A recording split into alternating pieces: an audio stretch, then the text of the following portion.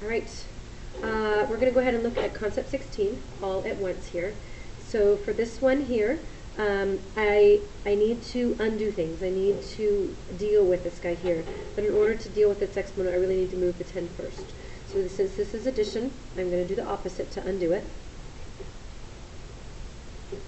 which gives me, when I minus a 10, a minus 3. And then when I undo my square root, I need to square it.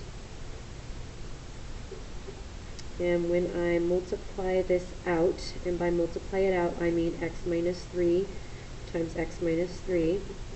This is what I end up getting. Now, if I have a quadratic, the only way to use quadratic formula or factoring is to set it equal to 0. So I'm going to move everything over. And then the 9's cancel out. So I have this, which when I factor this, this is what I get. So I set x equal to 0 and x minus 7 equal to 0. I get 0 and 7. Now, the problem is I do need to make sure that these are correct, so we plug it back in. So if I plug in 0 here, I get 7. And if I plug in 0 here, I get 10 plus the square root of 9. 10 plus the square root of 9 is not 7. So that one doesn't work. We try 7 then. So 7 plus 7 is 14. And under here we have 7 plus 9, which is 16. The square root of 16 is 4. And 10 plus 4 is 14. So sometimes we get extraneous solutions that aren't actually the problem. So that's our answer for that one. Similar issue here. Same thing. I need to get this alone so I can deal with it.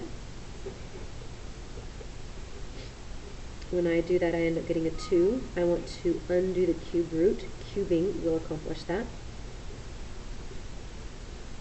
2 times 2 times 2 is 8. And so I get 2x minus 5 equals, oh, wait. I already dealt with the square root, so that all went away. So the cube root and the cube cancel each other out. So I then need to just move my 5 over and divide by 2. And that's our answer. Alright, looking at number 3, a little bigger. Trying to figure out which ones these are equal to. So this means the square root of 10, which is so not 1/2. So this one's definitely, 1/5, so that one's out. This one here means I'm supposed to flip it. And then I'm supposed to take the cube root. Well, the cube root of 125 is 5, and the cube root of 1 is 1. So this one works. Here, I'm supposed to just flip it. Check.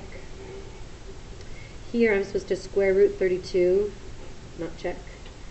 Here, I am supposed to flip it and then square root it.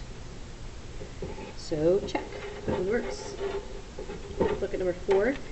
All the ones that are equal to 4. So this one here says I'm supposed to take the cube root of 8, which is 2, and then square it. So that's 4. Here, I'm supposed to take the cube root of 81. Definitely not 4. Here I'm supposed to flip it. 4. Here I'm supposed to square root 8. Definitely not 4. Here I'm supposed to square root 2 and square root 4. So the square root of 4 is 2. Square root of 2 is not 2, so that's definitely out as well. So just 2 in there. Alright, so here we've got a bunch of things that we need to accomplish. So let's see what we have. So this one here means I need to flip it. I need to flip everything. And then I'll go ahead and reduce things that I can. So these stay, so that's check. This one does become an 8 because it gets rid of that one. And then I have extra fifth on the bottom, so that one would work. This one, I'm going to multiply this in. Actually, I don't want to multiply it in. I want to, I can't combine these, but I can reduce these because this is multiplication between here and here. So that x and this turns into 5, so we have this. So I do have my denominator, but these are not like terms, so I cannot add them. I do not get that. So that one was supposed to trick you. Hopefully it didn't. Here, I do need to reduce, so that does give me my 3 and my 7. That's nice. I do need to move the x up on top, and I need to move the y squared up on top because negative exponents means I'm supposed to flip them. This gives me x to the 5th and y to the 8th. So, whoopsies, that one doesn't work either. Here, negative divided by a negative is a positive, so that works. 4 goes into both of these, giving me my number, so that's awesome. I do have x to the 5th on the bottom. Those y's need to go up on top, and when I put those together, I end up with 8 of them. So that is the other one that works.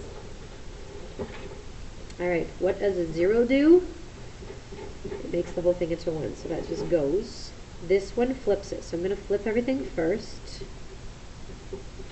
And that takes care of that, and then I still need to flip that one. So that should be my answer.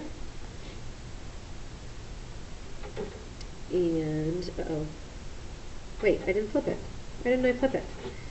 This is supposed to go up top, which makes it go up there.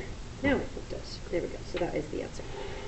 Alright, for this one here, again, I get to the 0, so that just turns into a 1. This makes everything go downstairs. But I still need to square it, so 9 squared is 81. X squared is x squared. And this is y to the negative 10, which now needs to go upstairs. So this would be my final answer.